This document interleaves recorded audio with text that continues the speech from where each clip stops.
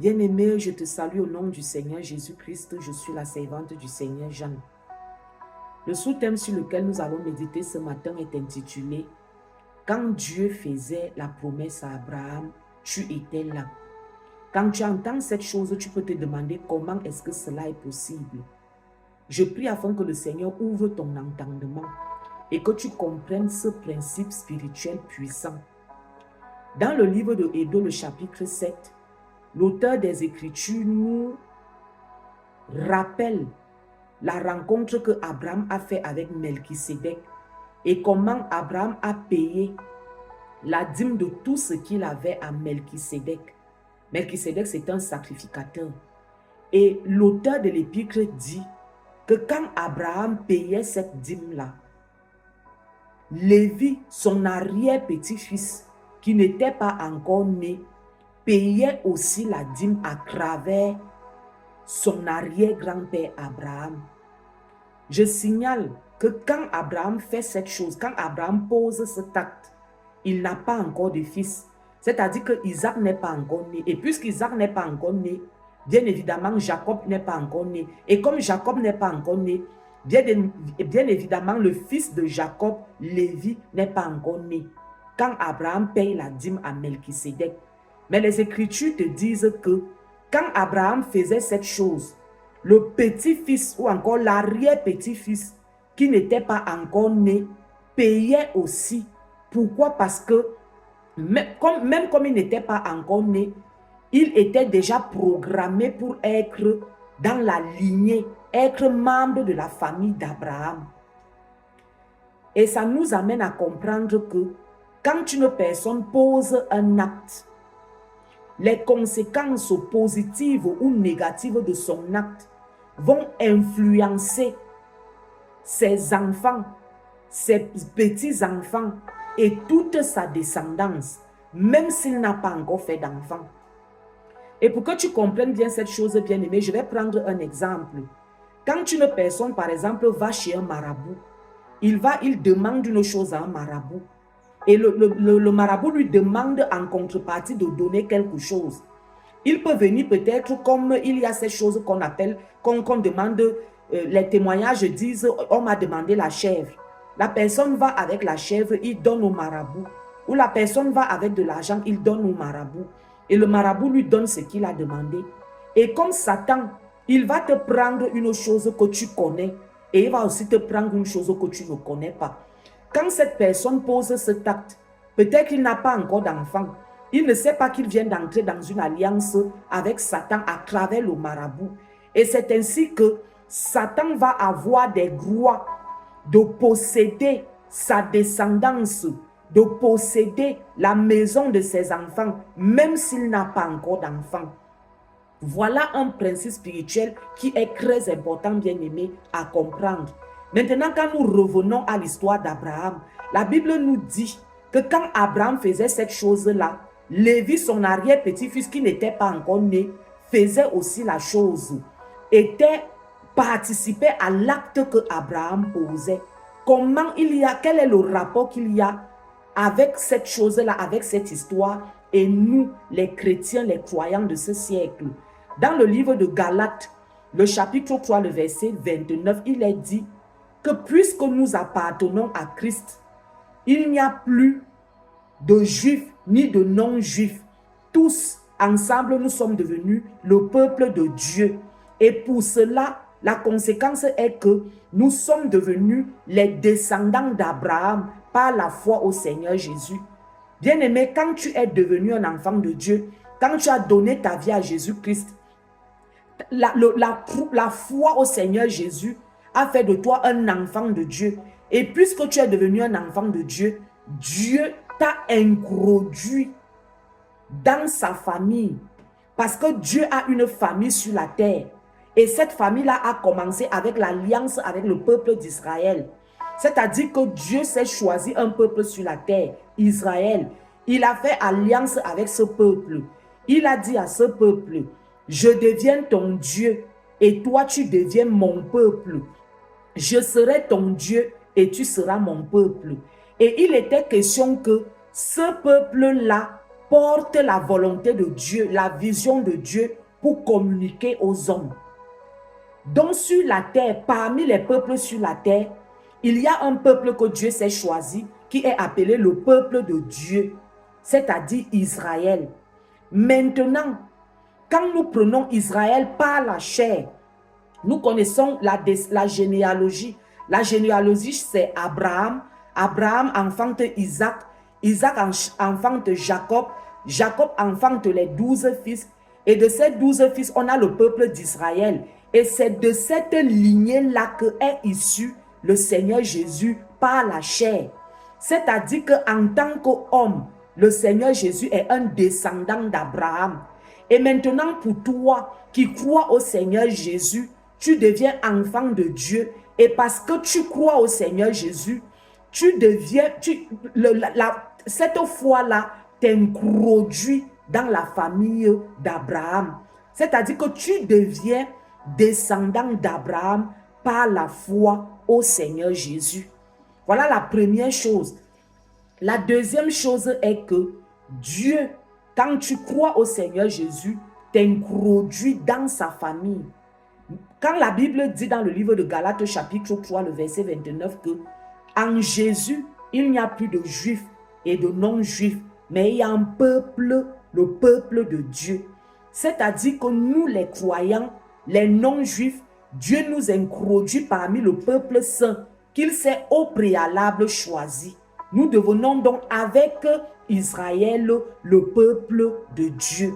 Et nous savons que Israël, c'est la descendance d'Abraham. C'est ainsi que ce soit du côté de la chair, que ce soit du côté du spirituel, tu deviens descendant d'Abraham par la foi au Seigneur Jésus. Nous allons encore lire un autre texte, Éphésiens le chapitre 2, le verset 12 dit, « En ce temps-là, vous étiez sans Messie, vous n'aviez pas le droit de faire partie du peuple d'Israël. Avant Jésus, nous n'avions aucun droit de faire partie du peuple d'Israël. Mais dès que Jésus est arrivé et que nous avons cru en lui, il nous a introduits dans le peuple d'Israël. » La Bible dit, vous étiez étrangers aux alliances conclues par Dieu pour garantir sa promesse, sans espérance et sans Dieu dans le monde. Mais maintenant, par votre union avec Jésus, vous qui autrefois étiez loin, vous êtes devenus proches grâce au sacrifice de Christ. C'est-à-dire que le sacrifice que le Seigneur Jésus a accompli sur la croix et le fait que nous ayons placé notre foi en Jésus-Christ, cela nous a introduits dans le peuple d'Israël. Nous sommes devenus Israël, le peuple de Dieu. Et comme Dieu a fait donc la promesse au fondateur d'Israël, Abraham, c'est ainsi que cette promesse-là devient ta promesse. Bien-aimé, est-ce que tu comprends cela? C'est-à-dire que Abraham devient ton patriarche par la foi au Seigneur Jésus. Toi, tu deviens descendant d'Abraham par la foi au Seigneur Jésus. Alors, quand Dieu disait à Abraham, « Je te bénirai, tes descendants seront bénis, je rendrai ton nom grand, je ferai de toi une source de bénédiction. » Tu étais là parce que Dieu t'avait déjà programmé pour devenir descendant d'Abraham par la foi au Seigneur Jésus. Bien-aimé, est-ce que tu comprends à quel point cela est puissant? Tu es devenu descendant d'Abraham. Ça veut dire que la promesse que Dieu a faite à Abraham, au moment où Dieu faisait cette promesse-là, cette promesse est devenue tienne. Ce que Dieu a dit qu'il fera avec Abraham, tu es bénéficiaire de cette promesse. Comme Dieu a dit à Abraham, je te bénis, cette bénédiction-là devient automatiquement ton partage quand tu crois au Seigneur Jésus. Quand il lui a dit, tu seras une source de bénédiction, cette promesse-là devient ton partage par la foi au Seigneur Jésus. Quand il a dit, toutes les familles de la terre seront bénies à travers toi, cette bénédiction, cette promesse devient tienne par la foi au Seigneur Jésus.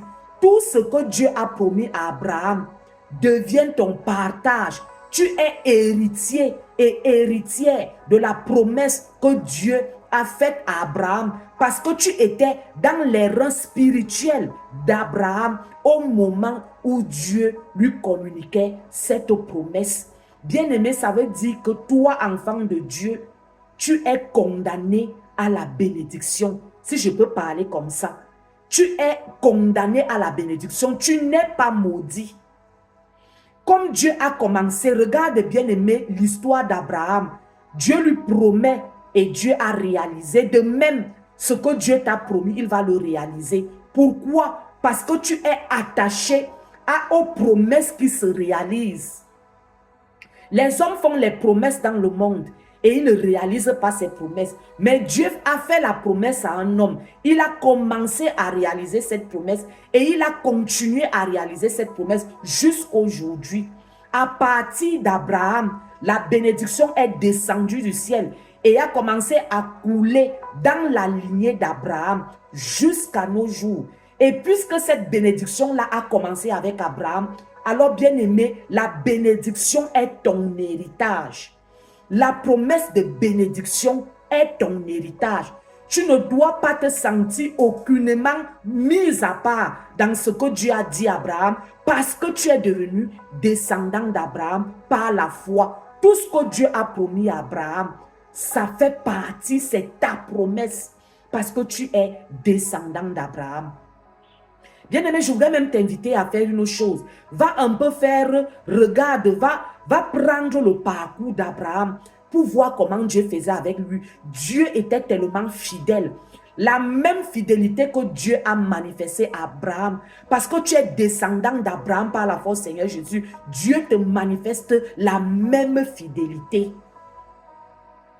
Il va même jusqu'à dire à Abraham, quand il lui faisait la promesse, ta descendance dominera sur ses ennemis. C'est pour cela, bien aimé, que je voudrais te dire une chose. Et pendant que je suis en train de dire cette chose, je ressens comme un frisson en moi. Parce que c'est une vérité que tu as besoin de comprendre, enfant de Dieu. Satan ne peut pas t'empêcher d'ancrer dans la promesse de Dieu. Combien de siècles sont passés depuis que Dieu a fait la promesse à Abraham? Regarde comment Dieu est resté fidèle. Parcours les Écritures depuis Abraham jusqu'à nos jours. C'est même parce qu'il a fait la promesse à Abraham que le Seigneur Jésus est venu. Nous avons déjà eu à parler de cette chose. Jésus est venu pour accomplir la promesse que Dieu avait fait à Abraham. C'est-à-dire, toutes les familles de la terre seront bénies à travers toi. Il est impossible que tu restes dans la malédiction pour toi qui as cru au Seigneur Jésus. Il est impossible que Satan t'empêche d'entrer dans ta promesse. Pendant que tu es là et tu regardes Satan comme un blocage, Dieu a fait la promesse à ton aïeux. Dieu a fait la promesse à ton ancêtre. Il lui a dit, tes descendants domineront sur leurs ennemis. Ça veut dire que quel que soit ce qui se lève pour vouloir empêcher la promesse de Dieu de s'accomplir dans ta vie, cela va être anéanti. Bien-aimé, est-ce que tu comprends cela? Qu'il est impossible pour Satan de t'empêcher d'ancrer dans la promesse que Dieu a pour toi. Il peut s'opposer, mais il n'empêchera jamais. Parce qu'il y a une promesse dans ta vie qui dit que les descendants d'Abraham vont toujours dominer leurs ennemis. Rien ne peut venir à bout de toi. Chrétien, arrête de trembler. Arrête de promener des regards inquiets. Arrête de vivre dans la peur. La Bible dit que Dieu a fait une promesse à Abraham dans laquelle il lui a dit, tes descendants, ta descendance. Et les Écritures, tu as eu la preuve par les Écritures ce matin que toi, quelle que soit ta nationalité, quelle que soit la couleur de ta peau, tu es devenu descendant d'Abraham parce que tu as cru au Seigneur Jésus. Et comme tu es donc descendant d'Abraham parce que tu as cru au Seigneur Jésus, tu reçois donc cette promesse. Elle devient une réalité dans ta vie. Celle-là qui dit tu es béni. Celle-là qui dit tu es source de bénédiction. Celle-là qui dit tu domines sur tes ennemis. C'est pour cela que je t'ai dit que même Satan ne peut pas t'empêcher d'entrer dans ta destinée. Pendant que tu es focalisé à regarder tous les moindres petits mouvements de Satan dans ta vie, tu as déjà reçu la bénédiction selon laquelle tu es amené à dominer sur lui. Père, je prie afin que par mes faibles mots, une délivrance puissante s'opère dans une pensée. La Bible nous dit qu'avant Jésus, nous étions étrangers aux promesses que tu as faites au peuple d'Israël, à ton peuple. Mais ayant cru au Seigneur Jésus, tu nous as intégrés dans ta famille. Quand on parle du peuple de Dieu sur la terre, quand on parle de l'Israël de Dieu, on parle de nous. Nous sommes comptés parmi ton peuple. Nous sommes membres de ton peuple, membres du peuple saint. Et toutes les promesses que tu as faites à Abraham, au moment où tu les faisais, nous étions déjà, Seigneur, programmés dans la lignée d'Abraham par la force, Seigneur Jésus. Ça veut dire que toutes les promesses que tu as faites à Abraham sont nos promesses. Nous sommes bénis, nous ne sommes pas maudits. Je prie afin qu'une personne qui croyait encore être maudite soit délivrée par cette parole ce matin. Je prie afin que toute personne qui pensait qu'elle ne peut pas être une source de bénédiction soit délivrée par cette parole aujourd'hui. Je prie afin qu'une personne qui regardait à ses origines et à son passé et qui disait, vu ce passé, vu mes origines, vu mes fondements, je ne peux pas y arriver, soit délivrée parce que tu l'as coupé, tu l'as arraché de ses origines et tu l'as greffé sur l'arbre généalogique divin qui veut que tous ceux qui sont issus d'Abraham reçoivent, vivent même la promesse que tu as faite à Abraham. Et Père, de la même manière que tu as commencé à réaliser tes promesses dans la vie d'Abraham, nous croyons que toi qui es fidèle en toutes choses, tu réaliseras, tu as même déjà réalisé dans la vie du bien-aimé, du frère, de la sœur qui reçoit cette prière ce matin, tu as déjà réalisé la promesse que tu as faite à partir d'Abraham. Au nom de Jésus, j'ai ainsi prié. Amen.